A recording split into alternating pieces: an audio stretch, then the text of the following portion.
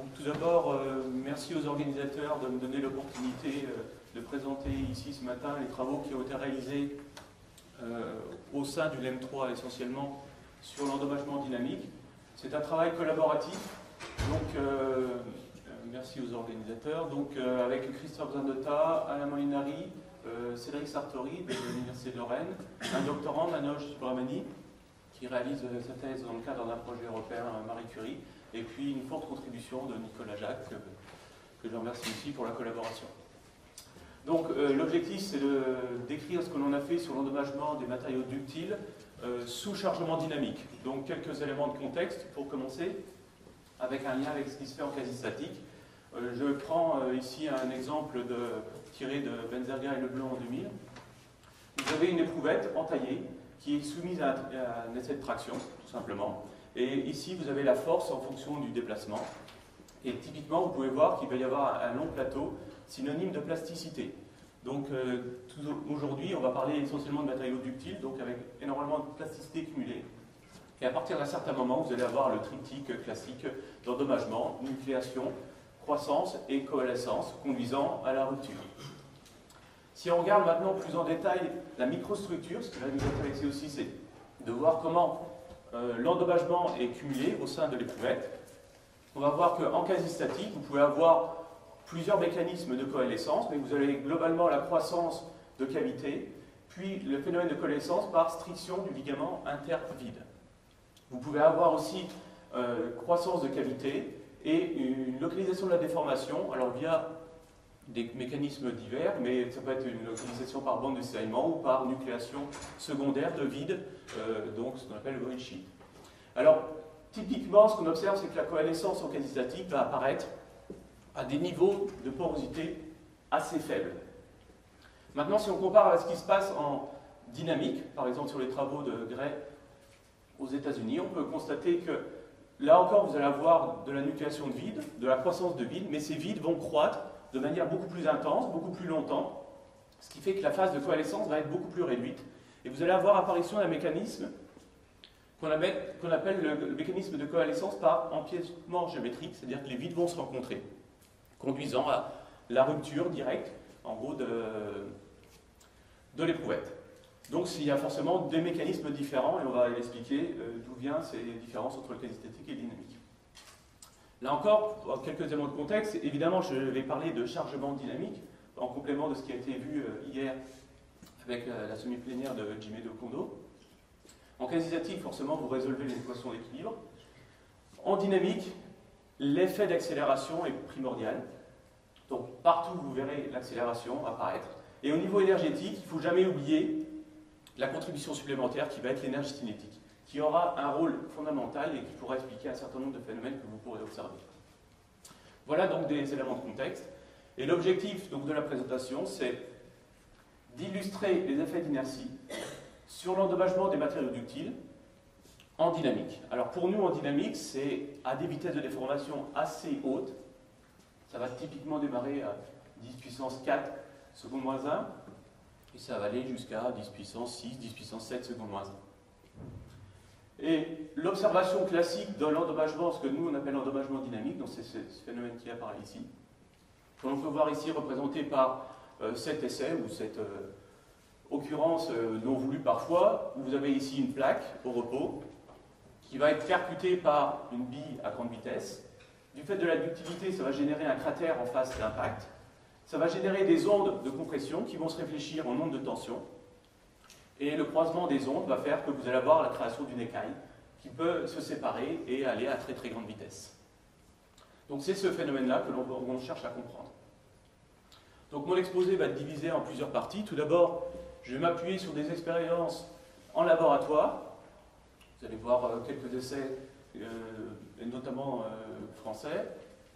Puis on a cherché à développer une approche multi-échelle valable en dynamique. Évidemment, on a essayé de valider ça par élément fini et l'appliquer à l'écaillage. Et dans un deuxième temps, je vais vous présenter ce que l'on peut montrer comme effet de l'inertie sur la propagation de fissures, puis aussi l'effet de forme des vides sur le comportement dynamique des matériaux poreux.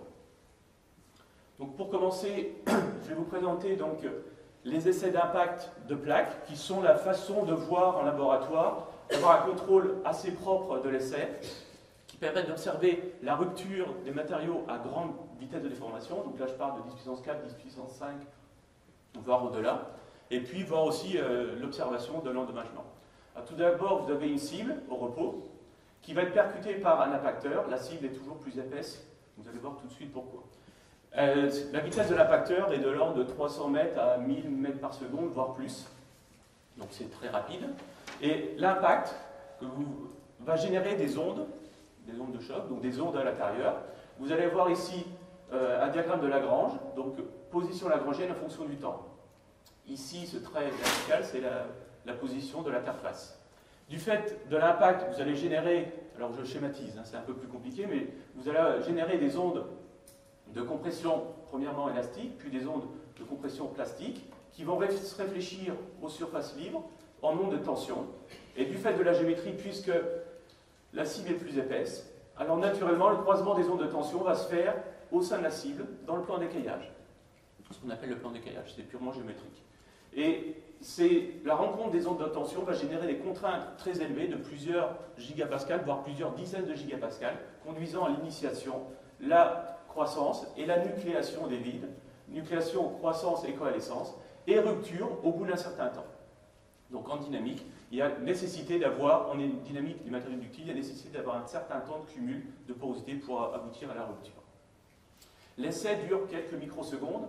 Donc on peut mesurer quelques petites choses durant l'essai, par exemple du profil de vitesse en face arrière, via des systèmes laser qui sont positionnés en face arrière.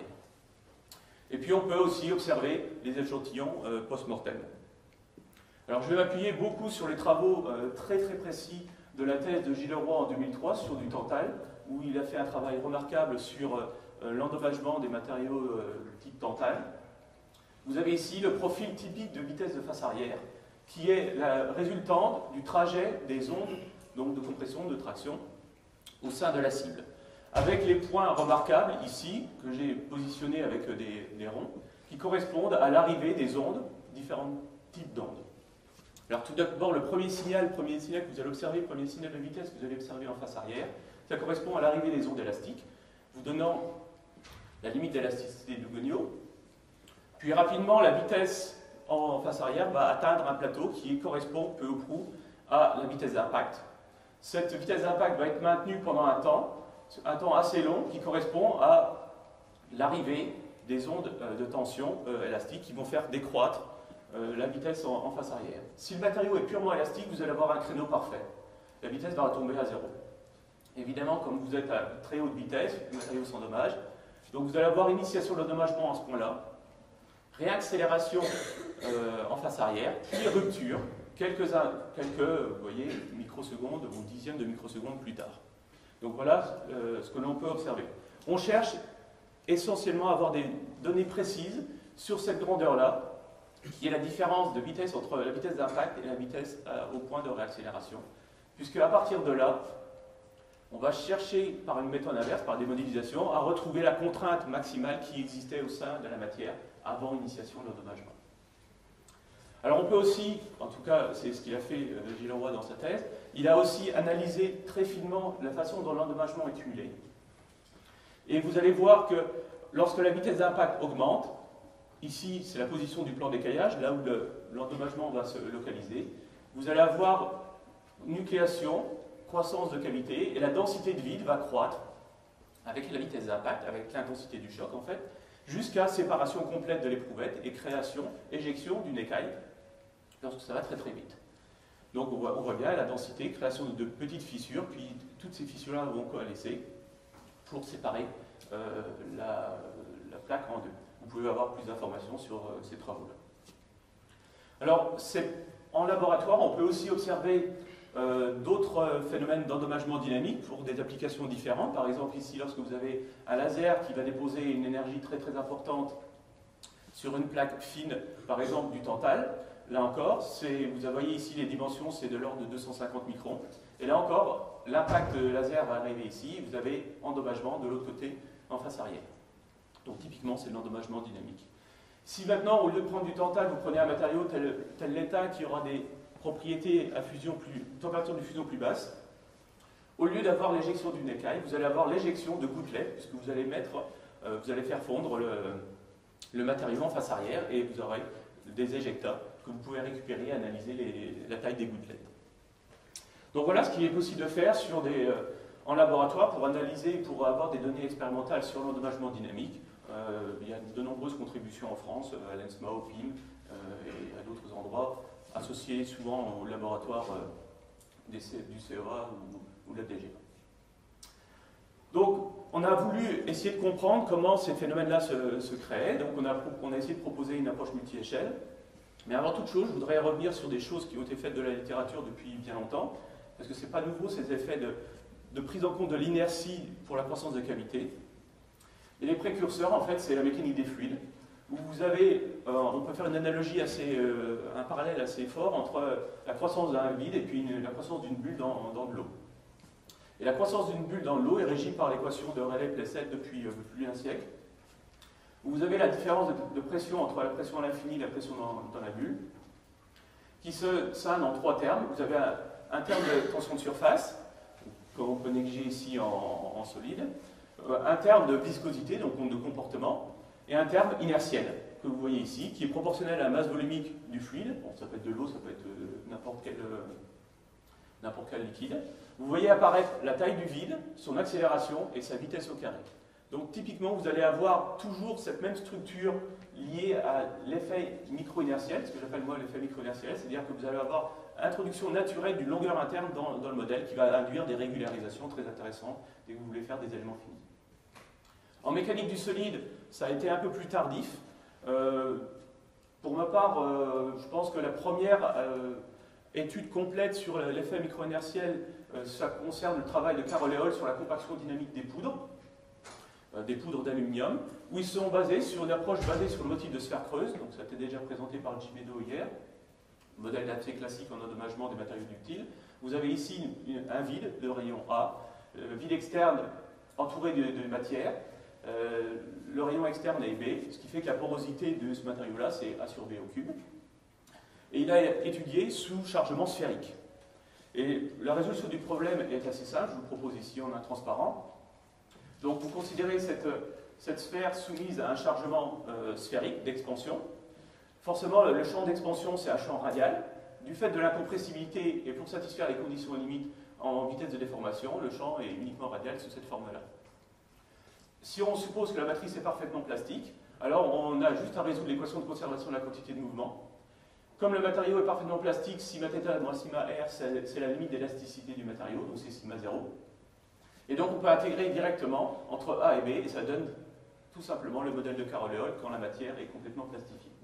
On voit bien que la pression pour faire croître la cavité, c'est la somme d'un terme statique, qui correspond à la pression de cavitation d'un matériau poreux en statique, et un terme inertiel que l'on rajoute, qui est proportionnel à la masse volumique, proportionnel à la taille du vide au carré, donc toujours cet effet de longueur interne intrinsèque à la modélisation. Vous allez avoir des termes qui sont proportionnels à la vitesse de déformation au carré, et des termes qui sont linéaires en D points. Donc la grosse nouveauté, c'est qu'il y a un terme de D points qui vient de l'accélération en fait. Et on peut donc dire que la pression, c'est la somme d'un terme statique et d'un terme dynamique. Dans la littérature, on a essentiellement des travaux qui concernent le chargement sphérique. Donc on a voulu étendre les travaux en prenant en compte des chargements qui ne sont pas forcément à triaxialité infinie, mais à des triaxialités un peu plus faibles. Même si en dynamique, c'est souvent des triaxialités autour de 2, 3, voire 10, mais en tout cas pas totalement infinies. Donc voilà la démarche que l'on a suivie, classique. Vous prenez un VR d'un matériau poreux soumis à une vitesse de déformation homogène au contour, très grande, donc je vous rappelle, c'est 10 puissance 4, 10 puissance 6 secondes moins 1.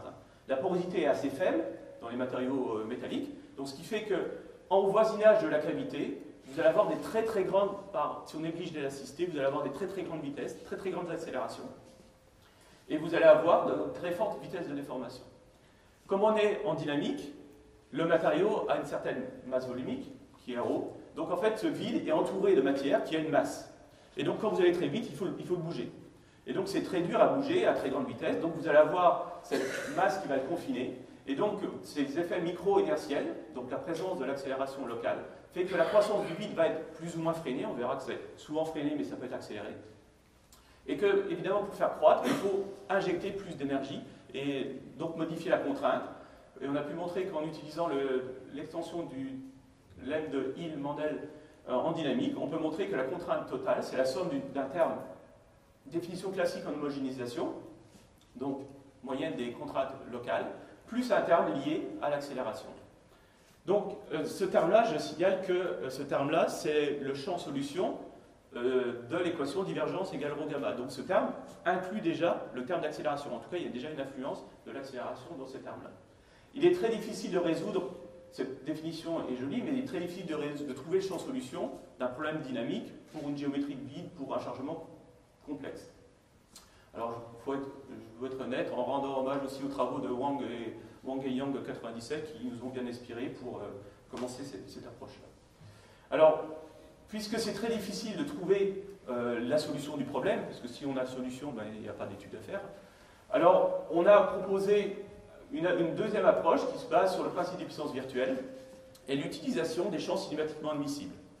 Donc des champs cinématiquement admissibles qui, si on considère qu'ils sont une bonne approximation de la solution, vont nous permettre de calculer les accélérations, vont nous permettre de calculer le champ de contrainte, ou en tout cas son déviateur, et en appliquant le principe des puissances virtuelles à un incrément de vitesse de déformation à la frontière, on peut montrer que le travail macroscopique, en fait, fait intervenir deux quantités où tout peut être relié, alors de manière approchée évidemment, au champ cinématiquement admissible. On peut en déduire, toutes ces grandeurs-là peuvent être déduites du champ cinématiquement admissible. Et après quelques calculs, je ne le détaille pas ici, on peut montrer encore une fois que la contrainte totale, c'est la somme de deux termes. Un terme qui est la dérivée d'un potentiel issu des travaux en quasi-statique. Donc on peut prendre, et comme il y a beaucoup de chercheurs, notamment en France, qui travaillent sur les approches quasi-statiques, donc on peut bénéficier de tous ces travaux-là pour implémenter directement sans modification ce qui a été fait en quasi-statique. Et on a juste à calculer un terme inertiel en se donnant les champs cinématiquement admissibles. Et comme généralement les chercheurs qui ont travaillé sur quasi-statique ont basé leur approche sur des champs cinématiquement admissibles, en fait il y a juste à calculer ce terme-là en se bénéficiant donc de ce que les autres font. Donc au final, on a bien la contrainte totale, c'est la contrainte statique plus la contrainte dynamique. Alors on a généralisé ce qui avait été fait par Carroll et Holt, et donc maintenant si on revient sur le motif de sphère creuse classique, en utilisant les champs de vitesse de Rice et Tracey, le champ de vitesse pour un chargement quelconque en vitesse de déformation imposée D, il est séparé en deux parties, une partie changement de forme, une partie changement de volume. Comme la sphère, c'est un motif assez simple, le champ de vitesse est assez simple, on a une expression analytique de la contrainte dynamique. Et on peut voir que, classiquement, on retrouve, pour des cas plus généraux, la masse volumique, la taille du vide au carré, des termes qui sont, comme vous pouvez le voir ici, quadratiques en D, et des termes qui sont linéaires en D points, avec évidemment la porosité partout dans ces termes-là. Si on réduit maintenant ceci au chargement sphérique, alors on retombe évidemment sur l'approche de Carroll et Holt qui donne la solution exacte du problème en chargement sphérique. C'est une approximation, c'est-à-dire c'est basé sur les champs cinématiquement admissibles, donc forcément il faut valider, c'est ce qu'on a voulu faire en validant par des calculs d'éléments finis. Donc sur Abacus explicite, en déformation uniaxiale, vous avez ici donc les bords qui sont bloqués, on va charger en vitesse imposée à la frontière supérieure. Il y a un vide ici, de taille ici 22 microsecondes, avec une porosité très faible. Ce qu'on a fait, c'est qu'on va générer plusieurs cas de chargement différents. Je vous présente ici la réponse contrainte axiale, en fonction de la déformation axiale, pour des vitesses de déformation assez faibles, de 10 puissance 4 à 4 10 puissance 4 secondes moins 1. Dans un premier temps, vous avez des oscillations, c'est tout simplement la propagation des ondes élastiques. Puis vous allez avoir une réponse à peu près linéaire. Alors, il faut bien comprendre que jusqu'à cette réponse à peu près linéaire, jusqu'à des pressions de l'ordre de 5 à 6 gigapascales. Vous êtes bien au-delà de la pression de cavitation, en quasi-statique. Donc ça veut dire que, théoriquement, vous êtes déjà en phase de croissance de cavité, de vide, mais du fait de l'inertie, ça ne bouge pas. Arrivé au maximum, là, vous allez avoir une avalanche, c'est-à-dire que vous allez cumuler pratiquement la porosité très très rapidement, ce qui fait que vous avez une relaxation des contraintes. Ensuite, la porosité va s'arrêter, la contrainte va remonter, et ça va faire un phénomène un peu comme stick-slip, c'est-à-dire que vous allez avoir cumul, porosité, arrêt, cumul, etc. Et vous avez des oscillations qui sont prédites par les éléments finis. On peut voir ici en pointillé les prédictions du modèle qui prédisent aussi ces types d'oscillations à mesure que le chargement est de plus en plus intense. On a voulu, dans un deuxième temps, réaliser ce même type d'approche, mais en faisant un chargement en 2 étapes, toujours avec un chargement constant dans une première phase, puis un chargement qui va croître pour avoir un effet des points. Et donc, on compare cette fois-ci les prédictions du modèle aux éléments finis, mais on ajoute les prédictions du modèle de Ghurson, classique sans coefficient, avec... voilà. Donc, dans une première phase, on peut constater que pour des vitesses de déformation assez faibles, les prédictions du modèle de Ghurson implémentées directement dans Abaqus conduisent à des résultats qui sont tout à fait acceptables pour des vitesses de déformation de 10 puissance 4. Vous n'êtes pas encore dans un régime très inertiel. Par contre, dès que vous commencez à avoir un effet transitoire, c'est-à-dire que dès que vous commencez à augmenter avec le temps, on voit que naturellement les éléments finis prédisent une réaccélération très forte ou une réaugmentation très forte de la contrainte axiale, que le modèle est capable de capter avec micro-inertie. Par contre, les modèles de type Ghurson ne sont pas capables d'intégrer ceci. Donc il y a bien la nécessité d'introduire d'autres phénomènes qui est la micro-inertie. On avait aussi vu que lorsque vous êtes en dynamique, vous avez un changement de coalescence, un mode de coalescence par rapport au quasi-statique. Donc on a réalisé aussi des calculs sur cellules élémentaires par élément fini sous Abaqus pour une triaxialité de 3, en comparant des simulations quasi-statiques et des simulations dynamiques pour une déformation axiale identique dans les 2 cas. La taille du vide initial, c'est 5 microns. Ce que l'on constate, c'est que pour une déformation axiale de 0,22, vous êtes déjà en quasi-statique dans une phase de coalescence par striction. Le vide qui était initialement sphérique est déjà bien aplati, vous êtes déjà dans un mécanisme de striction du ligament. Quand vous êtes en dynamique, pour le même niveau de déformation, le vide est encore sphérique, il est encore en train de croître sans avoir trop d'interaction avec son voisin, puisque le voisin il serait de l'autre côté. Et donc vous pouvez cumuler beaucoup plus de porosité et faire croître les vides jusqu'à ce qu'ils se rencontrent, puisque la coalescence va être retardée au stade ultime. Et donc on trouve bien la coalescence par empiètement géométrique, qui était la grosse différence qu'on avait vue au démarrage. Et donc un niveau de porosité qui peut être cumulé beaucoup plus élevé. Donc on a implémenté le modèle sous Abaqus pour simuler les travaux de Gilles Leroy qui ont été sur du Tantale. Il a fait une campagne d'essai assez formidable avec des cibles de 5 mm d'épaisseur et des impacteurs avec des vitesses différentes, variant de 200 à 1000 mètres par seconde, et des épaisseurs aussi variant de 2 à 4 mm. Ce que l'on peut constater, c'est qu'après calibration, on est capable de reproduire finement les vitesses de face arrière, et notamment ce pullback, c'est-à-dire cette différence entre ce vitesse-là, ce point-là et ce point-là, qui va être utilisé pour prédire les contraintes macroscopiques à rupture. À la fois pour des vitesses variant de 200 à 400, mais aussi pour des épaisseurs variant de 2 à 4 mm, ce qui n'est pas forcément si simple que ça à avoir autant de vitesses différentes, configurations, et d'avoir la bonne prédiction de ce pullback. On peut aussi aller voir ce qui se passe en modélisation au niveau de la façon dont l'endommagement est cumulé. Donc ici, il avait observé via les microsections la façon dont l'endommagement était cumulé au sein de l'éprouvette. Et on peut voir qu'expérimentalement, il trouve que la zone endommagée vaut à peu près 500 microns de part et d'autre du plan d'écaillage. Ici, le plan d'écaillage, c'est le plan où la localisation sera importante. La porosité sera importante, et on voit que le modèle, même avec quelques imprécisions, prédit une taille de vide à peu près cohérente, une taille d'endommagement à peu près cohérente autour de 1 mm.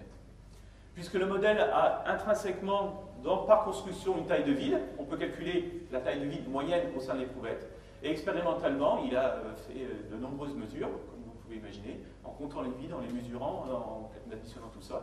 Et on peut quand même voir qu'il a observé qu'il y a une décroissance de la taille de vide en fonction de la vitesse d'impact. Et le modèle est capable aussi de reproduire cette décroissance de la taille de vide avec des différences de plus en plus importantes ou grande vitesse. Mais ça s'explique tout simplement parce qu'à très grande vitesse, le phénomène de croissance directe s'arrête et vous allez avoir, du fait des très grandes vitesses, vous allez avoir un phénomène de croissance de cavité et très vite une bande de cisaillement qui va se faire. Donc en fait, vous n'êtes plus sur le même mécanisme de coalescence et donc automatiquement, on n'arrive pas à prédire puisque le modèle ne l'intègre pas. Donc nous, on est capable de prédire le phénomène de coalescence par empiètement géométrique, donc un assez bon accord. Donc comme vous pouvez voir, avec le modèle de micro-inertie, on peut prédire des signaux macroscopiques, mais aussi des informations qui sont au niveau local. Donc dans la deuxième partie de mon exposé, Je voudrais vous présenter ce qu'on a fait sur la rupture dynamique et sur la vitesse de propagation des fissures. Et là, c'est purement numérique. Donc, on a fait les simulations de rupture d'éprouvettes entaillées, donc avec une zone que je vais suivre pour montrer la cartographie de l'endommagement au cours du temps. Donc, on charge à une contrainte très très élevée, de sorte qu'il va y avoir une propagation de fissures instable. Le matériau est initialement poreux, avec une porosité initiale de 10-4, et on va distribuer les tailles de vide suivant une exponentielle, avec A1 paramètre qui est la taille initiale des vides. On peut constater, on va comparer donc les prédictions du modèle avec micro-inertie au modèle de Gurson, simple, sans effet micro-inertiel. Ce qu'on constate, c'est jusqu'à peu près 31 microsecondes, le modèle de Gurson et le modèle avec micro-inertie prédisent des cartographies. Donc là, je répète que c'est l'endommagement dans cette zone-là. Vous avez des cartographies de porosité à peu près identiques. Vous voyez bien qu'au bout de 31 microsecondes, vous êtes passé de 10-4 à 3% de porosité. Par contre, ça va se différencier très très fortement au bout de 31,5 microsecondes. Le modèle de Gurson va prédire un cumul de porosité pratiquement instantané. Et donc une vitesse de propagation très très importante, puisque en moins d'une microseconde, l'éprouvette va être rompue. Avec l'inertie, vous pouvez voir qu'au lieu d'avoir 40% de porosité, vous n'êtes qu'à 8% de porosité. Donc ça veut dire que naturellement vous avez retardé, puisqu'il faut bien bouger les masses en présence. Et vous allez localiser, surtout ce qui est important, vous allez localiser, vous allez endommager une zone qui contient plusieurs éléments. Donc vous allez avoir une régularisation élément fini naturel. Et à cette étendue plus importante de la zone endommagée va être associée une réduction de la vitesse de propagation de la fissure. Et donc, on peut observer, si on regarde maintenant le cumul de porosité, l'endommagement le long de l'axe de symétrie de l'éprouvette, donc la porosité en fonction le long de l'axe de symétrie de l'éprouvette, on voit que pour un matériau donné, si on fait des tests à différentes tailles de mailles, on voit que la zone endommagée est insensible au maillage. Donc, l'aspect inertiel, ça conduit à une régularisation automatique. Et lorsque vous augmentez la taille du vide initial, donc vous avez vu que la contrainte dynamique est proportionnelle à A au carré, donc ça génère des contraintes inertielles plus importantes, et donc ça va laisser plus de temps à la porosité pour se cumuler, donc vous allez avoir une zone étendue plus importante d'endommagement, et vous allez plus ou moins doubler la zone endommagée. Et donc, rapidement, pour voir ce qui se passe en un point du maillage, on voit que au démarrage, si vous comparez les modèles de Gurson avec les deux modèles avec des tailles de vide différents, au démarrage, il ne se passe pas grand-chose, très lentement, donc pas besoin de micro-inertie. Et avec le modèle de Gurson, vous avez une explosion très très rapide de la porosité.